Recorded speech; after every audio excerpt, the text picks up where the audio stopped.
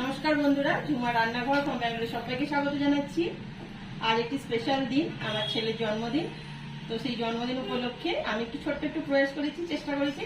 তো চলুন, ছেলেটার কি কি পছন্দ তো অনেক কিছু, অত তো পারিনি, যতটা পেরেছি করেছি।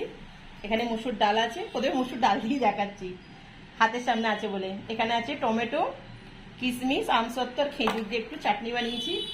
এখানে আছে চিকেন বা ওর চিকেনটা 3টে গামলি আছে, দেখা এই 1 গামলি 2 গামলি আর এইখানে একটা আছে 3 গামলি।